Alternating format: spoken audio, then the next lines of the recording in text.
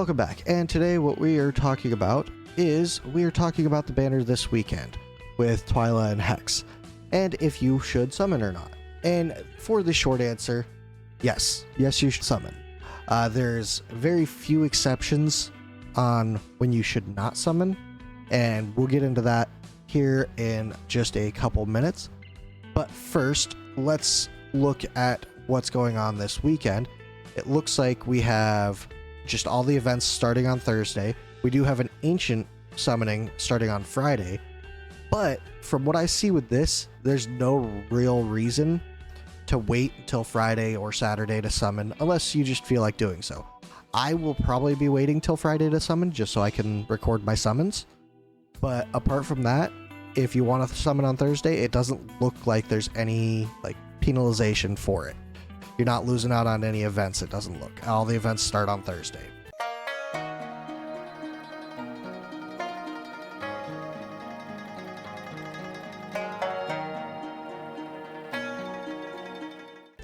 So, let's get into the banner. The banner is a very good banner in general. The epics on it, apart from Navras, are pretty good. Cyrene, she's in a lot of endgame arena comps, and she's just a generally good cost generator. Deimos is one of the best epic damage dealers for Guild Boss. And then we obviously have the legendaries Hex and Twyla here. Hex, as most of us already know, is one of the best damage dealers for Guild Boss in general. He's a massive powerhouse. And then Twyla, who honestly looks like she's going to be contending for the top 5, maybe top 3 for damage. I haven't been able to do any testing personally because I do not have test server access, but I mean, all I could do is look at what other people have tested, and from what I've seen, she looks very good. So she's definitely worth going for. Now, before we go into the kits a little bit, what I will do is I'll go over kind of cases where you may not want to summon. If you already have an A5 Hex and you are already hitting massive amounts of damage and you don't really care to push farther than that, Twyla, I mean, she could be helpful in sticks, but if you're already top of the line, I guess you don't really need it. But if you're already at that level, I imagine you're probably wanting the new and the shiny unit anyways. So in that case, you might as well summon anyways. Honestly, no point in missing out on a new shiny toy, right? The other thing is, if you don't have I mean, even if you only have 10 or 15 summons, you might as well risk it because these two are just very good. Both units, from what I understand, can be game-changing. Hex can definitely be game-changing. I can tell you that on a first-hand experience. Twyla, though, obviously I haven't been able to use her. I don't have her. And she isn't out yet on the regular server. So, let's go into the kits a little bit. Oh, and honestly, I'm gonna go back and say, pretty much in all cases, you should probably just pull this weekend. There's not really much of a point not to. The only people that we're still really holding off for is, I think, Beelzebub, and he's probably going to be next weekend or something like that, just to kind of hit us with that 1-2 punch. Probably next month, maybe December, we'll have Gwendolyn come back. Yeah, actually, December we'll probably have Gwendolyn come back for a guaranteed 250 around Christmas time or before then. So if you want her, save up for after this banner, sure. But this banner is just, it's honestly too good to miss out on. So let's look at Twyla first. First of all, her design is pretty cool, very Harley Quinn-ish. She does have a cinematic, which is, I'll go ahead and play here real quick. I do have in-game music turned off at the moment. She's in the same desert with where Hex is, so that's pretty cool. And then she teleports into a Halloween mansion. Little gargoyle there in the back. She's got really cool colors that come out. She's very, for being like a dark-ish character. It seems like very morbid, I guess you could say. She's got a lot of bright colors to her. And I didn't even realize that this is kind of like a pedal for the blades. That's pretty cool. So, her design, very cool. I mean, very Halloween-y. So, it'll be a slightly unseasonal around Christmas time, around 4th of July, you know. Well, 4th of July, she actually matches with the party poppers going off in the background. But, American holidays with 4th of July and whatnot, obviously, I'm here in the United States.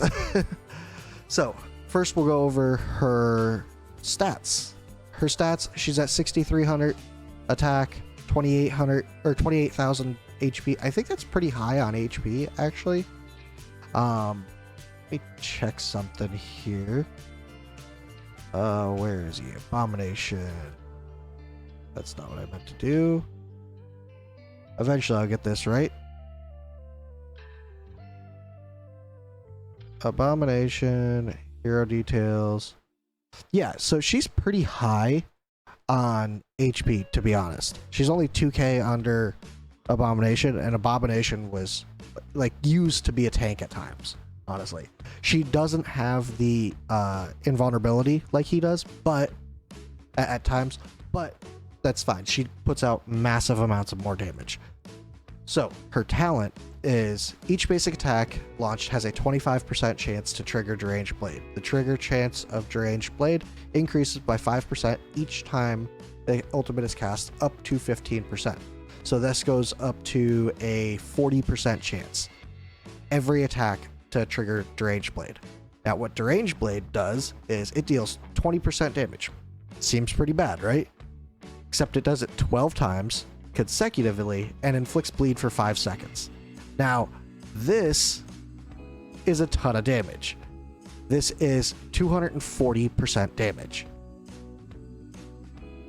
That is solid. She has a possibility of doing just under a 50-50 chance to do 240% damage every basic attack. And she's a nightmare, so we know that means if you have Torador, she's got a 30% chance to landing an extra hit, which I believe would increase those chances even more. She also has increased attack speed if you're running her Nightmare comp. She is a great Nightmare unit. It makes perfect sense for her to be in Nightmare faction. And honestly, with Hex being Piercer and Infernal, and her being Nightmare, they are pretty much the perfect pairing for Guild Boss. One, because so many comps are Nightmare Infernal or Nightmare Piercer. I mean, it just makes sense. So, her basic attack goes up to 120% damage if fully skilled out, damage to one enemy. Just damage, that's what she does. Her ultimate, Slice and Dice. What this does is, when activated, it increases damage by 30% and reduces the attack interval by 20%, granting Deranged Blade an extra 6 instances of damage lasting for 15 seconds, deals 200% damage 2 times to one enemy immediately. So this goes up to an extra 20% damage on top of this, an extra 5 seconds, which puts her up to 20 seconds, and a skill cost of 600. Very cheap ult, very good ult. I have a feeling she's going to pair excellently with Arrogance and Lust. And that's a little spoiler to, if I pull her, that's where she's going. She's going in place of Ares on my Guild Boss team. So, her passive number 1, Symphony of Ruin, after not dealing damage for 2 seconds, increases rage regen by 10. And this effect is removed upon dealing damage. This goes up to 20. Yeah, up to 20. So, solid. Means if she's dealing with wave-based content, after 2 seconds, she's just regaining that rage, and as she gets that rage, she'll just be able to do Slice and Dice as soon as an enemy comes up. Ideally. I mean, there's always the possibility that the timing just doesn't add up. But her passive number 2, Bloody Reprisal. Okay. Each time the ultimate is triggered, grants 6% extra defense penetration during the next ultimate, stacking up to 80% defense penetration. That is huge. And this goes up to 10%. So after 8 ults, I believe, yeah, 8 ults, she's doing 80% defense penetration. That is absurd. She's going to do massive amounts of damage. And then she's got a bond skill with Hex because she wasn't broken enough. Now, her bond skill with Hex doesn't do, or Hex's bond skill with her doesn't do as much as it does for her. With her, obtain Mad Hero, or the Hero Mad Diviner Hex to unlock the following bonus. Reduces her first deployment cost by 6. Means nothing in Guild Boss, to be honest. But this does drop her cost down to 11 if you have Hex. Only for the first time.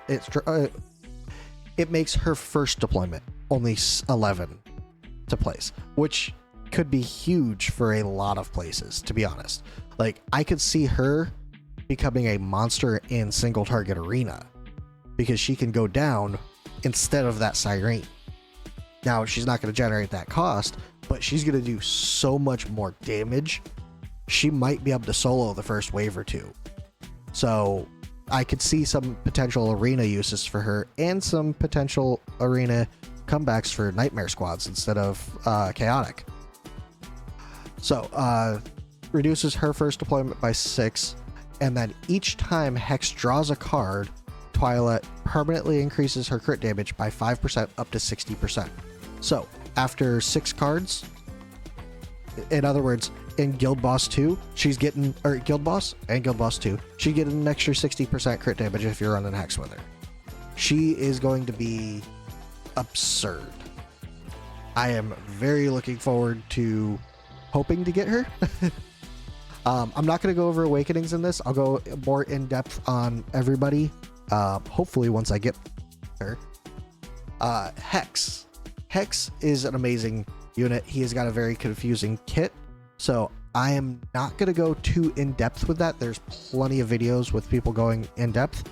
If you do want me to go more in depth with him, feel free to let me know. I will do a full breakdown on him, but pretty much I'll give a lowdown. He deals magic damage. He is a piercer. So he does he's a marksman with piercing damage, or with magic damage. He draws cards, and every time he draws a card, he has a chance to pull specific cards. Sorry, when he's doing his ult, it seems like he has a chance to draw cards. Gains one deck of fate, or one card of fate with each attack. When having 4 cards, he has a chance to randomly obtain or acquire 1 card from the following: Temperance, Death, and Strength. Pretty much high damage with slow, high damage with burning, and increased attack speed and attack. When he uses his ult, everything's replaced with the Joker, and that just does massive damage. As he gets Awakenings, he gets other cards, like there's a chance to draw the Fool, which deals even more damage with slow and burning. And then yeah, so pretty much he's insane. He does a ton of damage. He is one of my top damage dealers most of the time on Guild Boss, and his exclusive artifact is crazy for him too. Let's go into that real quick. I have him Awakened 2. If I could get him Awakened 3, I'd be happy. I have his artifact at promo 3, which is I'm really happy with. What this does is it increases his single target damage by 24%. That in itself is great, but not as good as a Spirit Siphon. Where it gets better than the Spirit Siphon is he can rapidly draw cards during the ultimate, which decreases his animation time, which increases his damage. He is extremely good. This is not the gear I normally have him in. Normally I have him in this gear. So he's just under 15k attack, and just at 100% crit rate with 100 or 316 crit damage. So that's what I normally have him in Guild Boss. So my Guild Boss team is, I haven't run it yet today because they're not geared right now. I'm going to be replacing Ares with Twyla. Hopefully I pull her. This is all the summons I have. So that will do it for this video. Sorry about the little bit of rambling and a little bit of lengthiness to it, but this is, in my opinion, a very important banner to pull on, and it'd be a good idea to. That'll do it for this video. If you decide not to pull, if you could, let me know why. I might be missing some reasonings, and I will see you guys in the next one. Thanks.